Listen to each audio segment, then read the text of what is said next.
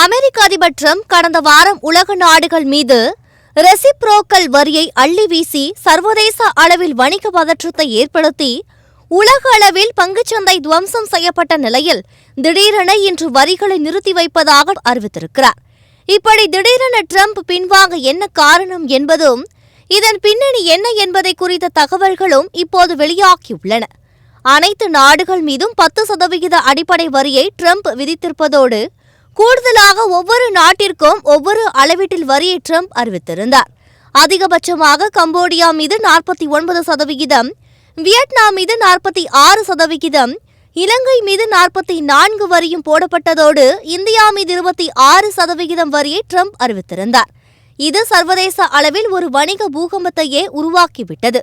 கடந்த பல நாட்களாகவே எலான் மஸ்க் உள்ளிட்ட டிரம்பிற்கு நெருக்கமானவர்களும் சரி, சக குடியரசுக் கட்சியினரும் சரி வரிகளை நிறுத்தி வைக்குமாறு தொடர்ந்து டிரம்பை கேட்டு வந்தனர். ரெசிப்ரோக்கல் வரியால் வர்த்தக போர் ஏற்பட்டு உலகளாவிய சந்தை சரிவை சந்திக்கும் பொருளாதார மந்தநிலை ஏற்படும் என்று பலரும் எச்சரித்தனர். இருப்பினும் டிரம்ப் இவற்றையெல்லாம் காற்றில் பறக்கவிட்டு தனது நிலைப்பாட்டை மாற்றப் போவதில்லை என்றே ஒற்றை காலில் நின்றார். டிரம்பின் ஆருயிர் நண்பர் என்று சொல்லப்படும் எலான் மஸ்க் கூட தனிப்பட்ட முறையில் டிரம்பிடம் வரிகளை நிறுத்த வைக்க கேட்டதாக சொல்லப்பட்ட போதிலும் எந்தவொரு முயற்சியும் டிரம்ப் மனதை கரைய செய்ய முயன்று தோல்வியை அடைந்தன. இந்நிலையில் அமெரிக்க ட்ரெஷரி துறையில் இருந்து ஒலித்த புதிய எச்சரிக்கை மணி டிரம்பின் காதுகளை தற்போது துளைத்துள்ளது.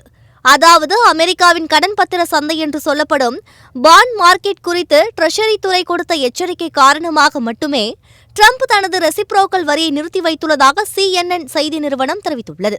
அமெரிக்க ட்ரெஷரி மார்க்கெட்டில் கடன் பத்திரங்கள் விற்கப்படுவது வரலாறு காணாத அளவுக்கு உச்சமடைந்துள்ளது. இதுகுறித்து வெள்ளை மாளிகை அதிகாரிகள் டிரம்பிற்கு எச்சரிக்கை விடுத்திருப்பதால் டிரம்ப் ரெசிப்ரோக்கல் வரியை அடுத்த 90 நாட்கள் நிறுத்தி வைப்பதாக அறிவித்திருக்கிறார் என்று கூறப்படுகிறது.